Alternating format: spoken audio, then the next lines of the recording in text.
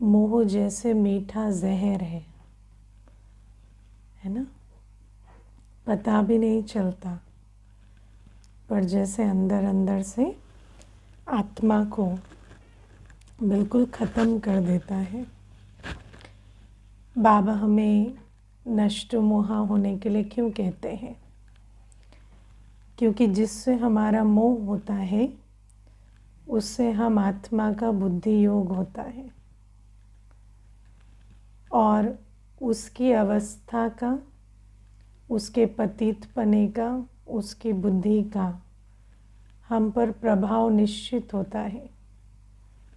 हम भले स्वयं कितने भी समझदार हो, कितने भी बुद्धिमान हो, लेकिन अगर समझदार बनने वाली बुद्धिमानों की बुद्धि बाबा से पढ़ने वाली आत्मा का भी मोह एक पतित आत्मा से है, तो फिर वो ऐसे कर्म करने लगती है जैसे कि उसको कभी ज्ञान ही ना मिला हो, है ना। तो ये जो मोह है ना, ये मोह हमारी बुद्धि को जैसे बिल्कुल ढक देता है, बुद्धि के ऊपर बादल की तरह छा जाता है। और बुद्धि में जो ज्ञान के आधार से, बाबा की याद के आधार से परख शक्ति, निर्णय शक्ति आई है, वो जैसे एकदम ख़त्म हो जाती है और आत्मा अज्ञानियों से भी बदतर काम करने लगती है, क्योंकि पतित के मोह में है। मैं आपको कुछ एक चीज़ें बताती हूँ। जैसे मान लो दुनिया में तो आत्माओं को ज्ञान नहीं है, लेकिन जो कॉमन सेंस है, अच्छा बुरा थोड़ा बहुत तो हर आत्मा को मालूम ही होता है ना। लेकिन मोह किस प्रकार से मनुष्य से ऐसे कर्म कराता है जो देखकर दुनिया दंग रह जाती है। ऐसी बातें आज मैं एक दो आपको बताऊंगी जो मेरे अनुभव की हैं। तो मुझे पीछे किसी एक भाई ने बताया कि कोविड से लगभग 2 वर्ष पहले उन्होंने लड़की की शादी की। तो जब शादी हो गई तो फ़ोन पर बात होती, और फिर कोविड में फिर वो बीच में 1-2 बार आना जाना भी किए शुरू में, है ना। दूसरे शहर में शादी हुई तो बीच बीच में लड़की के यहाँ आना जाना भी हुआ। फिर कोविड आ गया तो सिर्फ फ़ोन पे कभी कभी बात होती।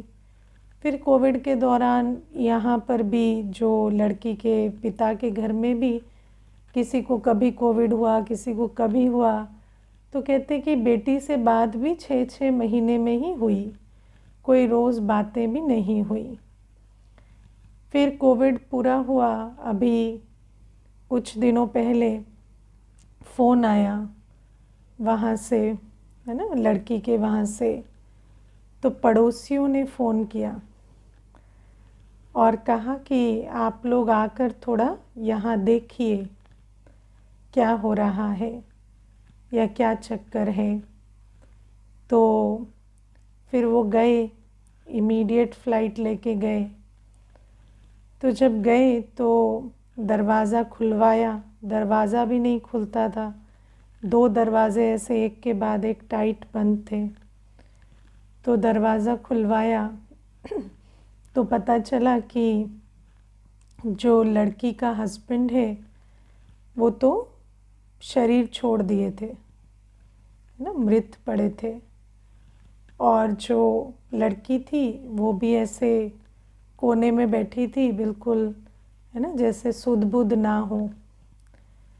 तो फिर पिता ने पड़ोसियों से पूछा, लड़की से पूछा, तो धीरे धीरे मालूम पड़ा कि जब से शादी हुई तो दोनों जो युगल हैं वो दोनों बहुत अच्छी अच्छी पोजीशंस पे काम करते थे। अब मैं आपको क्या बताऊं, हम तो कंपनी का नाम नहीं ले सकते, बड़ी बड़ी कंपनियों में बड़े बड़े पोजीशंस पे दोनों काम करते थे। फिर क्या हुआ, जो लड़का है ना, उसको उसकी शादी नहीं हो रही थी। पहले जब शादी हुई उससे पहले बहुत समय से उसके रिश्ते ढूंढ रहे थे पर शादी नहीं हो रही थी। उसके भी कुछ स्पेसिफिक कारण थे। तो इस लड़की ने सारे कारण समझकर जानकर भी इससे शादी की। तो जो भाई था उसको बहुत मोह था कि इन्होंने मेरे से सब कुछ जानकर भी शादी की है। तो जब शादी हो गई उसके बाद जब इकट्ठे रहने लगे तो ये जब ऑफिस जाती ये बहन तो इसको धीरे धीरे वहाँ पता नहीं कैसे एंजाइटी होने लगी, क्या होने लगा। तो वो हस्बैंड को कहने लगी मुझे कहीं जाना नहीं है, मुझे अंदर ही रहना है, मुझे वर्क फ्रॉम होम करना है, मुझे अंदर ही रहना है। तो उसके मोह में ये भी अंदर रहने लगा। और पड़ोसी कहते कि 4 वर्ष से शायद घर से बाहर नहीं निकले होंगे। जो भी कुछ डिलीवरीज आती, जो भी कुछ आता वो सब घर पे ही आता। और कभी वो भाई जो है ऑफिस जाता कि कोई काम सबमिशन, वरना वर्क फ्रॉम होम ही करते। और कोविड में खास तो जैसे बिल्कुल कभी किसी ने उनकी शक्ल भी नहीं देखी, मोटे मोटे पर्दे घर पर लगे हुए हैं। और धीरे धीरे वो जो भाई था वो अब इनको तो इनकी प्रॉब्लम जो है मानसिक अवस्था लड़की की वो ख़राब होती गई। और वो इसके मोह में वो भी उसके साथ देता गया। और रहते रहते उसको इतनी तकलीफ़ हो गई मानसिक शारीरिक कि अंत में उसका हार्ट अटैक हो गया। और वो हार्ट अटैक से जब मर गया तो लड़की की चीखें सुनाई दी तो पड़ोसियों ने पिताजी को बुलाया था। और लड़की जो है बिल्कुल बहुत बुरी हालत में थी। फिर उसको पिताजी लेकर आए तो कहती कि जाऊंगी नहीं, मेरे पति का घर है, हमारी यादें हैं, है ना, घर को नहीं बेचूंगी, जाऊंगी नहीं, ऐसे करती रही। तो बहुत मुश्किल से उसको लेकर आए, अभी भी बहुत मुश्किल से, उसकी दिमागी हालत बहुत बिगड़ी हुई है। तो आप सोचो कि एक आत्मा को जब कोई कष्ट होता है, कोई भी तकलीफ़ होती है, जैसे उस बहन को कोई मानसिक अवस्था जब उसकी बिगड़ने लगी तो मदद करने की बजाय भाई ने भी क्या किया, उस मानसिक अवस्था का वो भी शिकार होने लगा, है ना। वो भी उसके साथ साथ चला और उसने भी क्या किया, अपनी हालत भी बिगाड़ दी। उसको तो क्या वो खींचकर बाहर लाता, वो खुद भी उसके साथ डूब गया, है ना। और अभी देखो वो जो 4 वर्ष अभी जो डिपेंडेंस हुआ है उस कारण से वो जो बहन है वो और भी जैसे ना बिल्कुल उसका मन और कंट्रोल में ही नहीं है, जैसे एकदम जैसे बहुत बेकाबू हालत में चला गया है। तो आप सोचो कि ये मोह कैसा होता है ना। एक पढ़ा लिखा समझदार व्यक्ति जो कंपनी में सीईओ है, जो दुनिया देखता है, उसको भी जब मोह जकड़ लेता है तो वो जान नहीं पाता है कि मुझे क्या करना है। वो उसको मदद करने की बजाय उसी में ही खिंचता चला गया और इतनी बुरी हालत हो गई, है ना। तो ये एक मोह का हमने एग्जाम्पल देखा। आजकल आप सुनते हैं, यहाँ तो गुरुग्राम के ही 2 केसेस हमने सुने पीछे, है ना, कि माता ने बच्चों को बंद करके रखा है ना, कोविड के बाद से, और निकलने ही नहीं दिया। बिल्कुल कोविड के दौरान बाद में ऐसे बंद करके बच्चों को रखा है। पड़ोसियों ने छुड़वाया, है ना, किस प्रकार पुलिस इंटरवेंशन हुआ, सब कुछ हुआ, तब जाकर वो बच्चे निकले। अब सोचो वो जो बंद करके रखा है उसके पीछे क्या है, मोह है। तो मोह का ऐसा ऐसा स्वरूप हम आजकल देखते हैं, है ना। ऐसी भी कहानियाँ सुनने में आती हैं कि शरीर छूटने के बाद शरीर को रखे रहते हैं, जलाते नहीं उसे, कुछ नहीं करते, शरीर के साथ रह रहे हैं, है ना, मृत शरीर के साथ वर्षों हो जाते हैं, है ना। तो ऐसी भी कहानियाँ सुनने को आती हैं। मैं आपको एक इसमें बात बताती हूँ और एक पहले भी बताई है मैंने। एक युगल आते थे तो मुझे कहने लगे हमारा जो युवा बेटा है वो ड्रग्स में पड़ गया है। तो मैंने उनको कहा ठीक है, बाबा करेगा कुछ। फिर मैंने उनको कहा कि उसको पैसे कौन देता है। तो भाई माता की तरफ देखे, माता भाई की तरफ देखे, और आपस में दोनों लड़ने लगे।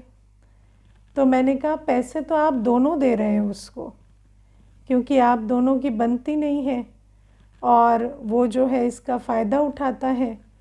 तो दोनों चुप रहे। फिर क्या हुआ कि माता कहती दीदी जो भी है, लेकिन हमारी यही इच्छा है कि उसकी ड्रग्स की लत छूट जाए। तो मैंने कहा देखो जो भी ड्रामा में होगा, बाकी हम तो जब आप सेंटर तक आए हैं तो हम तो यही बाबा को कहेंगे, क्योंकि वैसे भी बाबा तो पवित्रता की ही स्थापना कर रहा है। तो हमारी भी शुभ इच्छा है कि ऐसी आदतें, ऐसे व्यसन छूट जाएं। फिर कुछ दिनों के बाद माता का फ़ोन आया कि दीदी बेटे का एक्सीडेंट हो गया और टांग टूट गई। मैंने कहा बहुत बढ़िया, मुबारक हो आपको। अभी क्या है, पड़ा रहेगा बिस्तर पे, क्या ड्रग्स खाएगा, है ना, कहाँ जाएगा, कहाँ से लाएगा। अब पड़े पड़े 6 महीने उसको तो लगेंगे ना रिकवरी में, तो उसका एडिक्शन भी छूट जाएगा। उसको कितने भी विड्रॉल होंगे, ऊपर उठ के तो जा नहीं सकता, तो वो तड़प, वो सहन उसको करना पड़ेगा और वो ठीक हो जाएगा। तो माता कहती है ऐसे तो मैंने सोचा ही नहीं था। मैंने कहा आप सोचो, ये बहुत अच्छी बात है, अभी आप इस अपॉर्चुनिटी को यूज़ करो और उसकी ड्रग्स की लत छूट जाएगी। तो माता कहती है हाँ बहुत अच्छा है। फिर कुछ दिनों तक उसका फ़ोन आता रहा, फिर फ़ोन बंद हो गए, आए ही ना फ़ोन। तो जैसे 10-12 दिन हो गए फ़ोन नहीं आया। तो मैंने एक दिन फ़ोन लगाया, मैंने कहा क्या बात है और आप क्या खबर है, उसकी रिकवरी कैसी हो रही है, क्या चल रहा है। तो चुप, माता कुछ ना बोले। तो मैंने कहा क्यों, क्या हो गया उसको, क्या बहुत विड्रॉल्स होते हैं, बहुत तंग करता है, बहुत तकलीफ़ होती है। तो कहती नहीं नहीं दीदी ऐसा तो कुछ नहीं। तो मैंने कहा आप दोनों ने मिलकर उसको ड्रग्स तो नहीं ला के दे दिया।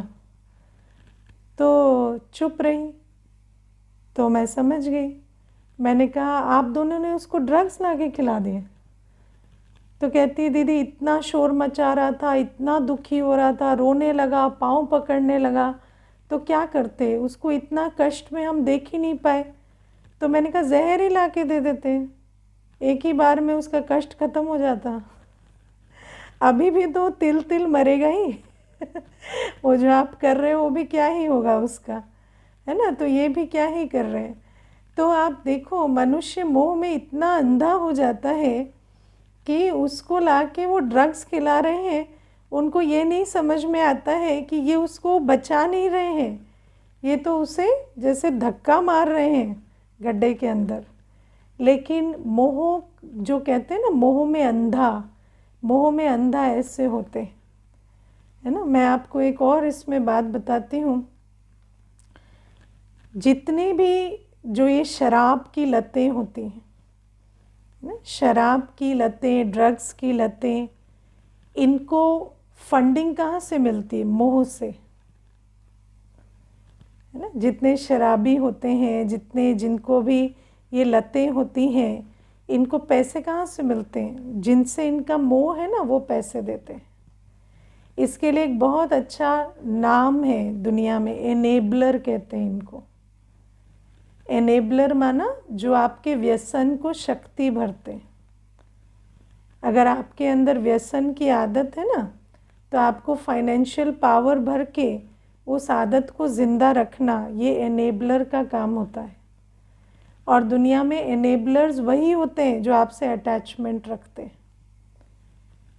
है ना। तो आप देखना, जो कई बार आप ऐसे बहुत केसेस देखेंगे जहाँ पर माताएं पैसे दे रही हैं, बेटे शराब पी रहे हैं, है ना, या पिताजी जो हैं वो पैसे दे रहे हैं और बच्चे शराब पी रहे हैं।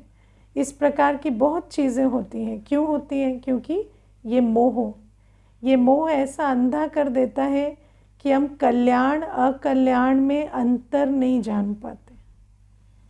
जब पतित से बुद्धि जुड़ी होती है ना, तो उसकी पतित पने की जो आस है, उसकी तड़प हमें भी तड़पा देती है। पतित तो बिना पतित पने के रह नहीं सकता ना, तो बहुत तड़पता है, बहुत चिल्लाता है, चीखता है। चाहे वो खान पान का पतितपना हो, देखने सुनने का।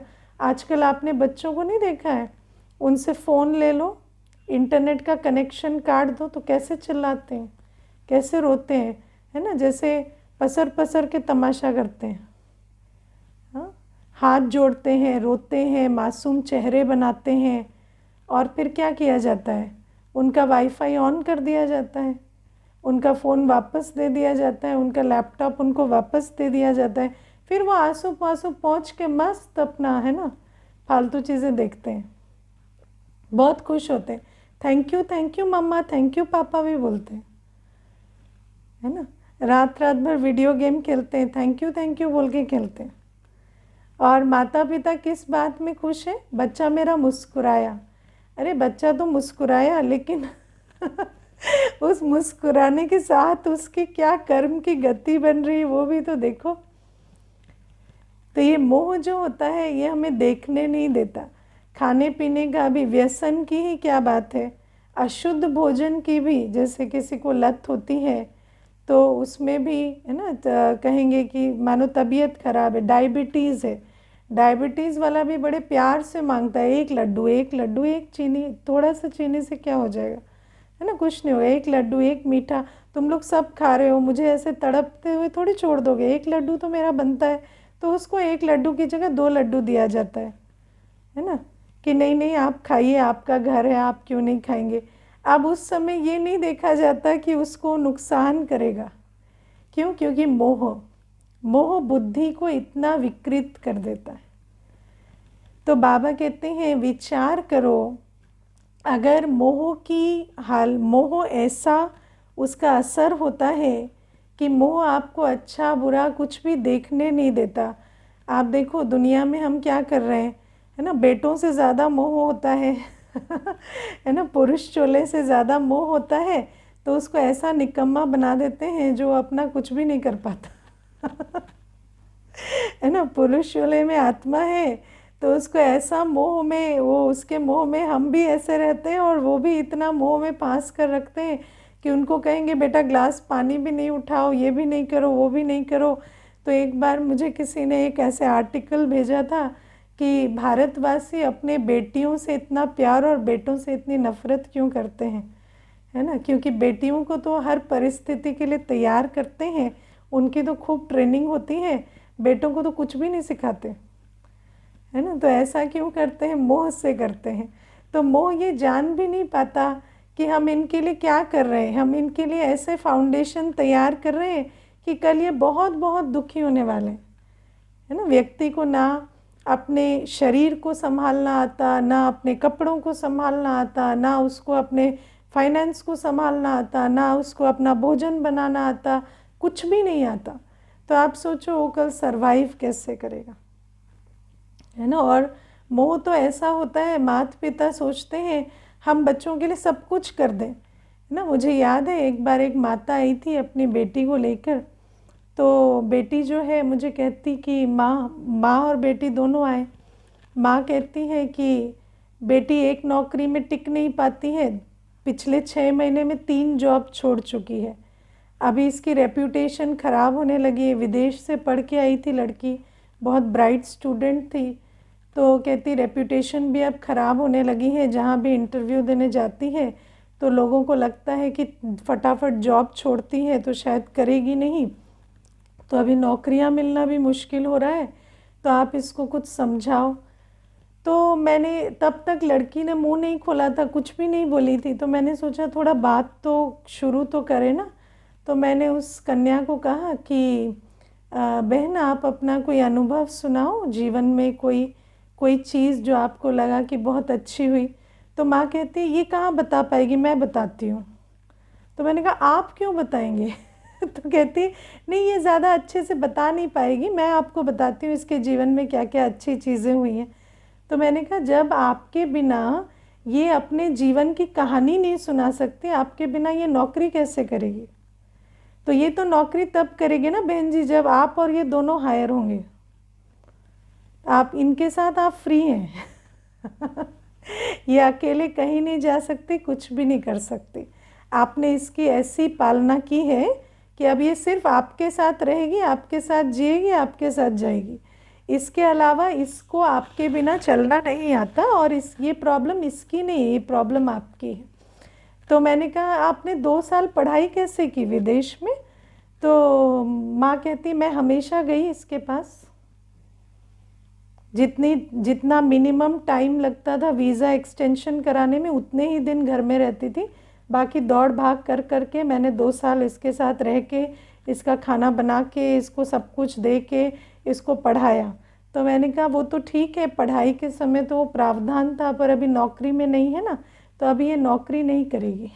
है ना, जब तक आप इसके साथ नहीं जाएंगे और नहीं रहेंगे, इससे कुछ नहीं होगा।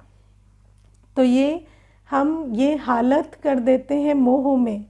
मोह जो है, मोह की एक बहुत इंटरेस्टिंग चीज़ है। मोह में डिपेंडेंट होना, डिपेंडेंट बनाना, हमें इससे ज़्यादा वाइज कोई काम ही नहीं लगता, है ना। और फिर हम जो ये हॉलीवुड, बॉलीवुड और इतना सारा कुछ जो हमारी ट्रेनिंग हुई है दुनिया की बातों से, उसमें हमें लगता है इससे अच्छी कोई चीज़ ही नहीं है ना, कि आप किसी के लिए बर्बाद हो जाएं, किसी के लिए मर जाएं, है ना, किसी के लिए तबाह हो जाए।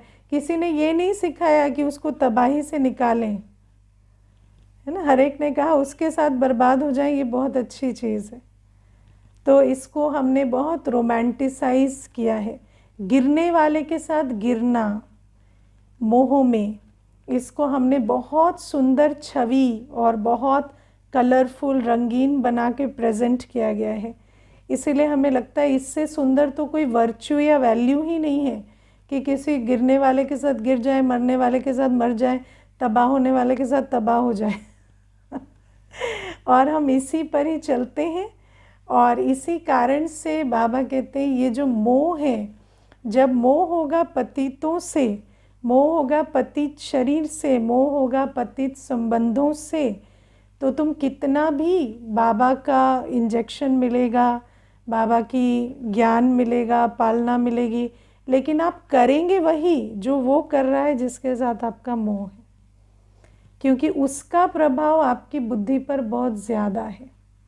इसीलिए बाबा कहते हैं नष्टो मोहा तो बनना पड़ेगा, है ना। और फिर बाबा कहते हैं नष्टो मोहा बनने के लिए ये बहुत धीरे धीरे, देखो पहले हमें रियलाइज़ करना पड़ता है कि मोह कितना डैमेज करता है, और फिर धीरे धीरे हम नष्टो मोहा कैसे बनते हैं। बाबा कहते हैं जितना तुम मुझसे सर्व संबंध जोड़ेंगे तो उधर तुम ट्रस्टी बनकर चलेंगे, है ना। बाबा कहते हैं ट्रस्टी कैसे बनेंगे? ट्रस्टी तब बनेंगे जब सर्व संबंध हम बाबा से जोड़ेंगे, जब हम बाबा के साथ दिल लगाएंगे, पुरानी दुनिया की देह और देह के संबंधों से मोह निकाल बाबा में शुद्ध मोह रखेंगे, है ना, तब इधर हम जिम्मेवारी की तरह संभालेंगे। तो पहले तो अपने को आत्मा समझना, बाबा के साथ लगन लगे, फिर उतनी ताकत भरे आत्मा में, तब तो जाकर मोह छूटेगा। और मोह छोड़ना मतलब क्या होता है? मोह छोड़ना मतलब शरीर को छोड़ देना, संबंध को छोड़ देना नहीं होता। मोह छोड़ना माना होता है कि सब कुछ को देखते हुए, संभालते हुए उसकी यात्रा को समझना कि उसकी यात्रा मेरी यात्रा अलग अलग है ना। देखो बाबा आज कहते हैं हर चीज़ को, हर देह को भी संभालो, देह के संबंधों को भी संभालो, लेकिन ममत्व नहीं रखो। ममत्व नहीं रखो मतलब क्या होता है? मान लो कोई डूब रहा है ना, पानी में कोई डूब रहा है, तो आप क्या करेंगे? उसे अपना हाथ देंगे, खींचेंगे ऊपर, है कि नहीं? तो जब आप उसे खींचेंगे तो कुछ देर तक तो खींचता है ऊपर, फिर एक टाइम आता है जब वो आपको खींचने लगता है। तो आपको क्या करना होता है? पहले अपना ठीक से बांधना पीछे पड़ेगा ना, कोई पोल देखना पड़ेगा, कुछ करना पड़ेगा, उसको आप ठीक से पकड़ेंगे तब तो आप उसको खींचेंगे। तो बाबा कहते हैं कि मोह ना रखना माना, ट्रस्टी बनकर चलना माना, बाबा से हमारा इतना अच्छा संबंध हो कि हर संबंध में कब कितना देना है, किस प्रकार से हमें उनकी संभाल करनी है, जो गुण शक्ति मुझे चाहिए वो लेकर हम चल सके, है ना। ऐसा नहीं कि कुछ देर हमने उनको संभाला फिर उनकी गिरावट में हम भी गिर गए। तो बाबा हमें कहते हैं हर आत्मा के अपने हिसाब किताब है और हर आत्मा की यात्रा अलग अलग है। तो उनकी यात्रा में उनको सहयोग देना, साथ देना, लेकिन वो साथ उठाने वाला हो, साथ गिरने वाला ना हो। क्योंकि समाज में ये एक बहुत बड़ी मान्यता है कि साथ देना माना दुख में दुखी होना, साथ देना माना गिरने वाले के साथ गिरना, है ना। लेकिन बाबा कहते साथ देना माना उसको उठाना, उसकी उन्नति के लिए कार्य करना। तो बाबा कहते कोई आत्मा किसी भी पॉइंट ऑफ टाइम पे किसी भी बात से, है ना, कोई पेपर है उसके जीवन में, कोई कष्ट है, कोई समस्या है, या वैसे भी उसके जीवन में उसको उन्नति कैसे हो, उसको क्या सहयोग दे, उसके लिए हम हमेशा हैं।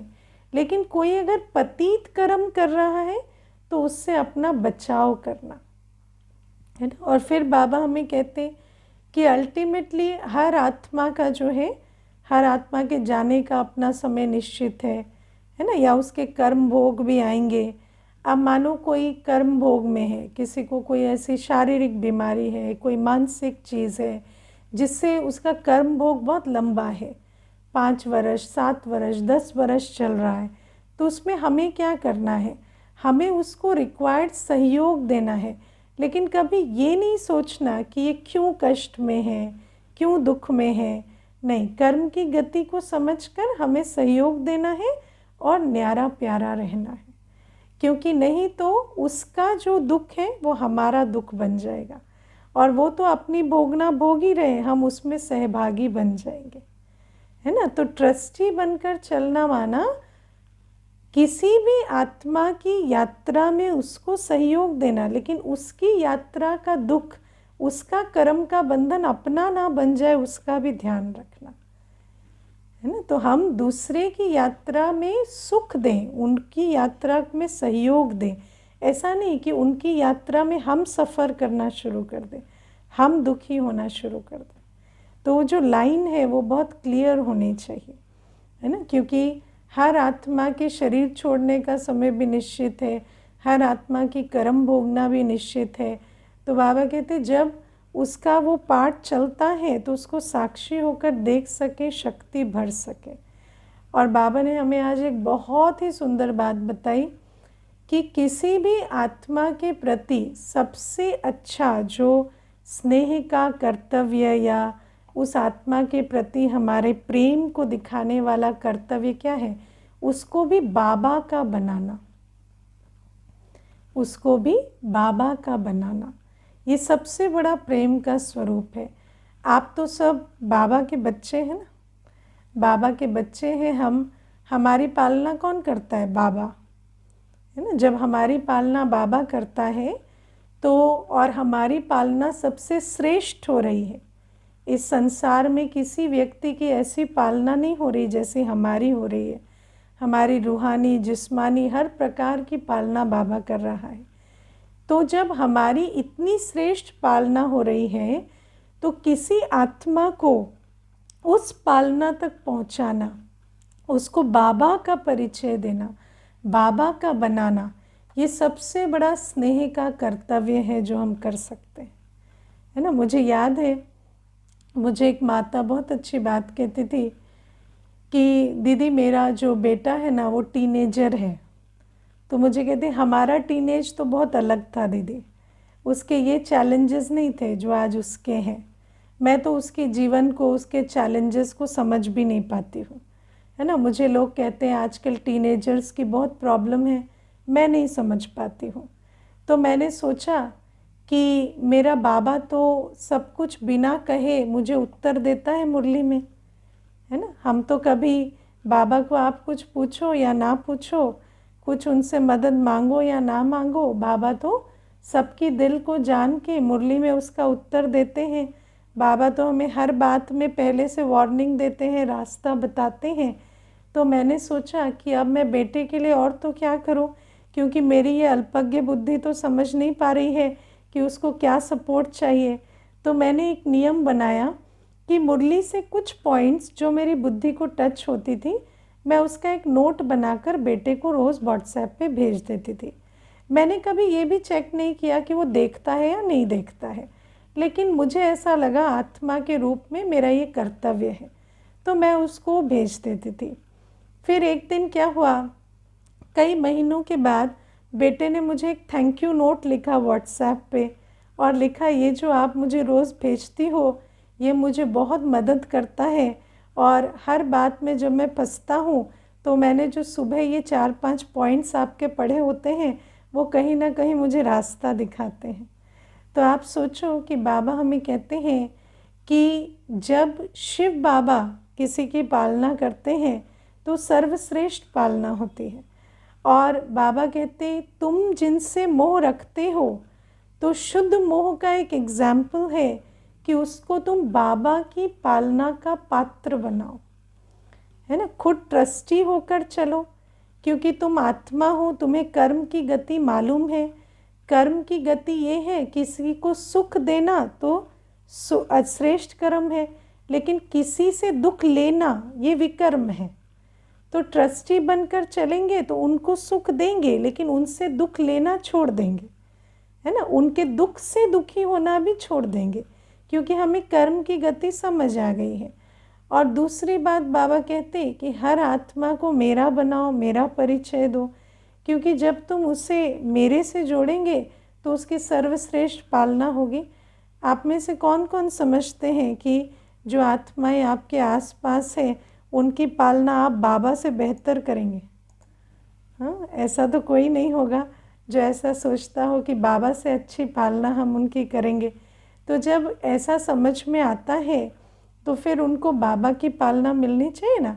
और दूसरी बात है, देखो ये मेरा निजी अनुभव भी है कि आप किसी आत्मा को अपना सहयोगी नहीं बना सकते, है ना, लेकिन अगर वो बाबा का बनता है ना तो उसके अंदर सहयोग के, स्नेह के गुण आते हैं, तो वो आपको भी फायदा करते हैं है ना। वो अगर बाबा का बनेगा, चाहे आपके युगल हैं चाहे आपके बच्चे हैं कहने को, लेकिन जब बाप के बनते हैं तो ही आपके भी बनते हैं, वरना उनको तो किसी का बनना भी नहीं आता मनुष्य आत्मा में आज किसी का बनने की भी ताकत नहीं है, लेकिन जब बाप का बनते हैं ना तो आपका भी बनते हैं। ये भी मैंने देखा कि आत्मा को भी सुख देने की ताकत मनुष्य आत्मा को तब मिलती है जो वो परमात्मा शिव बाबा से सुख लेता है। तो अगर आप अपने आसपास भी सुखदायी आत्माएं चाहते हैं तो उनको सुख के सागर से जोड़ो। अगर आप चाहते हैं कि आत्माएं जो हैं वो स्नेह और सहयोग सीखें तो सिखाने वाले से उसको जोड़ो, तब तो जाकर वो आपको भी सुख या स्नेह देंगे। नहीं तो आप सोचेंगे मेरा बन के रहे और मुझे सुख और स्नेह दे, तो नहीं, उसके पास जो है वो वही देगा, और किसी के पास सुख और स्नेह तो है नहीं आज, है ना। तो जब उसको उस दाता से जोड़ेंगे और उसकी दिल भरपूर होगी तो तुम्हें भी सुख और स्नेह देंगे। तो बाबा कहते हैं ये बहुत अच्छी विधि है, जो बाप का बनने से वो आपको भी, आपके लिए भी एक एसेट या एक सुखदायी आत्मा बनते हैं। तो ये भी है।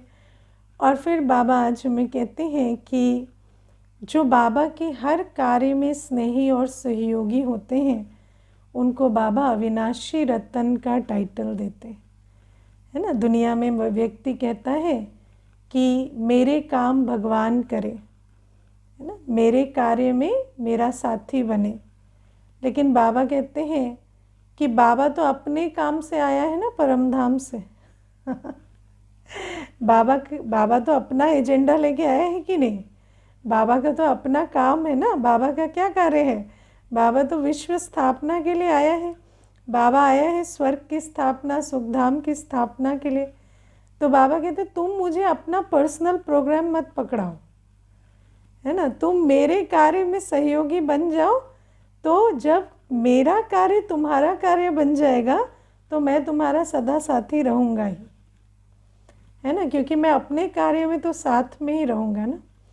तो आप ये ना कहें कि बाबा मेरे कार्य में साथी बनो, आप बाबा के कार्य में सहयोगी बन जाओ, तो बाबा सदा साथी रहता है ना। और ऐसी आत्मा का कभी अकल्याण नहीं हो सकता। ऐसी आत्मा 21 जन्मों के वर्ष, अविनाशी रतन माना सतयुग में आदि में आने वाली आत्मा, ऐसी आत्मा जो सतयुग में आदि में आती है और 21 जन्म मृत्यु का भान नहीं होता।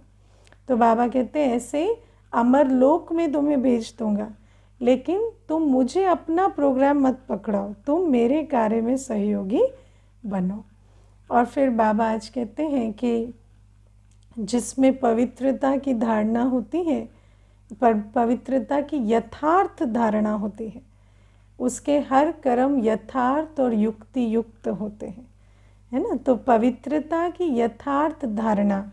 अब देखो, वैसे तो आप किसी भी ब्राह्मण को पूछो आप पवित्र रहते तो हाँ ही कहते हैं, है ना, क्योंकि हर एक यथा समझ यथा शक्ति है ना, पवित्र ही धारण तो करते ही हैं, ऐसा तो नहीं है, हर एक तन की, मन की, धन की पवित्रता पर काम करते हैं। लेकिन प्रूफ क्या है कि हम सचमुच पवित्र बन रहे हैं?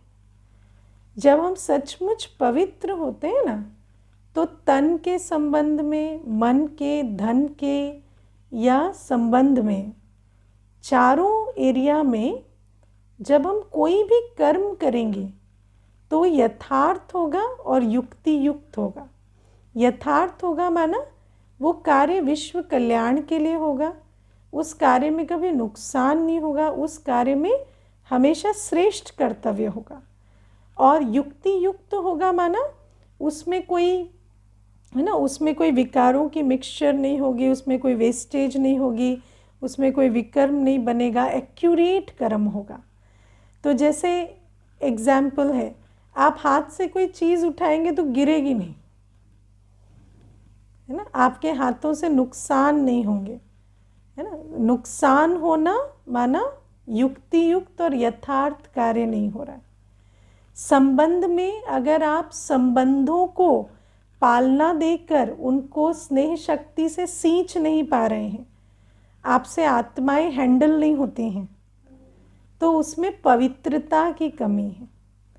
क्योंकि जहाँ पवित्रता होगी ना, वहाँ आपको समझ आएगा कहाँ सहना है, कहाँ समाना है, कहाँ बोलना है, कहाँ चुप रहना है ना। क्योंकि आपका लक्ष्य जो है वो बहुत क्लियर है कि इस आत्मा को उन्नति पे लेके जाना है। आप अपनी ईगो से, अपनी बाकी चीज़ों से किसी आत्मा को डैमेज नहीं करेंगे, है ना। तो तन से श्रेष्ठ कार्य होंगे, मन से, धन से। आपका धन कभी व्यर्थ तरफ नहीं लगेगा, आपके धन से विश्व कल्याण का कार्य होगा। इसको कहते हैं यथार्थ और युक्ति युक्त। यथार्थ माना श्रेष्ठ तरफ लगना, और युक्ति युक्त माना एक्यूरेट, जहाँ नुकसान नहीं होगा, जहाँ एरर ऑफ जजमेंट नहीं होगा, जहाँ डिसीशन में गलतियाँ नहीं होंगी। तो न तन, न मन, न धन, न संबंध, किसी में भी वेस्टेज नहीं होगी, और हर चीज़ सफल होगी और श्रेष्ठ तरफ लगेगी। ये होती है पवित्रता की निशानी, है ना। वैसे तो सभी कहेंगे हम पवित्र हैं, लेकिन पवित्र आत्मा जो होती है उसकी निशानी ये होती है, उनके हाथों से, उनके शरीर से, उनके मन से, उनके धन से, उनके संबंध में हमेशा श्रेष्ठ कार्य होते हैं, उन्नति होती है, कभी नुकसान नहीं होता, सदा वृद्धि होती है, एक्यूरेट कर्म होते हैं। ओके, ओम शांति।